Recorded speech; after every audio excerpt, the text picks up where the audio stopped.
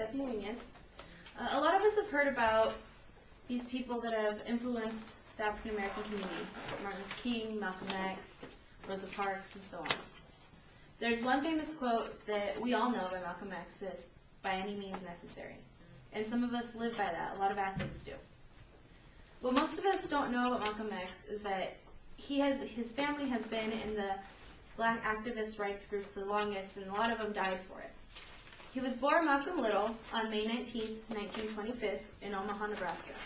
His mother was a stay-at-home mom, or in that time called a homemaker, while his father was a Baptist minister and an active supporter of Black nationalist leader Marcus Garvey.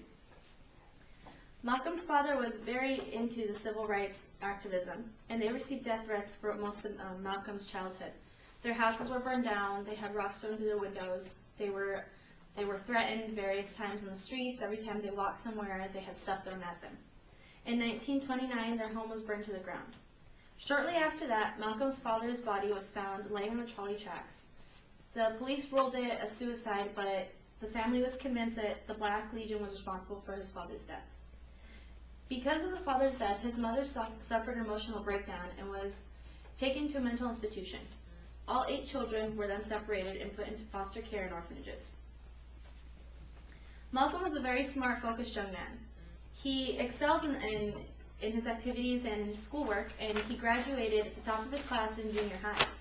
He went to his favorite teacher and he told his teacher, "When I grow up, I want to be a lawyer." And his teacher told him, "That is not a realistic dream for a nigger like you." After that, Malcolm dropped out of school completely and became involved in narcotic rings, prostitution rings, and various gambling rings, and actually was running them. Malcolm was, because of his lost interest in school, and because he dropped out, he started working a few odd jobs in Boston, and then he traveled to Harlem, where he was involved in petty crimes. After being caught in the prostitution and gambling rings, he was sentenced to 9 years in jail, but got out after serving 7 on parole. While he was incarcerated, his brother Reginald, he talked to him about his conversion to the Muslim religion. He told his brother what he was experiencing and how he saw their God. He began to study the teachings of the NOI leader, Elijah Muhammad, that taught that the white society was keeping down the African American man, that they were keeping the African Americans from empowering themselves and empowering anybody else and successfully being anything in the environment and the economy.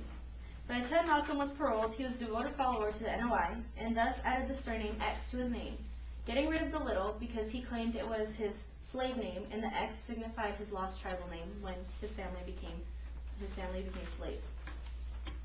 In December 1953, a little more after a year than he was paroled from prison, Malcolm was named the minister of NOI's Boston Mosque, Temple number 11. The following year, he also became the minister of Temple number 12 and Temple number 7. These were all in different places like New York, Philadelphia, and Boston. Malcolm was very famous for the way he used the radio and television to communicate the NOI's message across the United States. Malcolm's charisma and his drive increased the numbers from 500 in 1952 to 30,000 in 1963. Muhammad Speaks, the NOI newspaper, was founded by Malcolm in 1967. Beginning in the 1960s, Malcolm was invited to participate in numerous debates, including forums on radio stations like the Los Angeles, New York, and Washington radio station, the television programs such as Open Minded and the Mike Wallace news program, and universities such as Harvard Law School, Harvard University, and Columbia University. In 1963, the New York Times reported that Malcolm X was the second most sought-after speaker in the United States. On June 29, 1963, Malcolm led the Union Rally in Harlem. It was one of the nation's largest civil rights events. After befriending and ministering to boxer Cassius Clay, the boxer decided to convert to the Muslim religion, and he joined the NOI, which is the Nation of Islam. In February 1964, Clay announced he changed his name to Muhammad Ali. So Malcolm was very devoted to the NOI. He was the minister for many of them. But his faith was staggered when he found that the man that he looked up to, his prophet, his leader, Elijah Muhammad, had affairs with over 6 women, and many of them resulted in pregnancies. In the Muslim religion, celibacy is a big thing until you are married, and Muhammad was not married, and he let Malcolm down. In March 1964, after he split from the NOI because of this betrayal from his leader, Malcolm formed his own religion called the Muslim Mosque, Inc.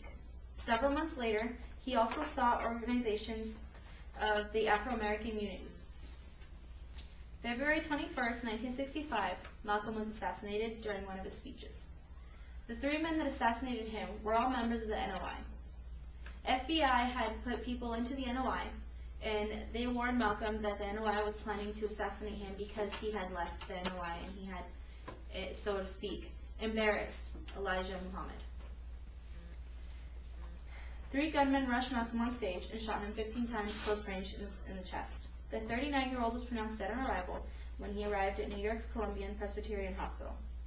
1,500 people attended Malcolm's funeral in Harlem on February 27, 1965, at the Faith Temple Church of God in Christ.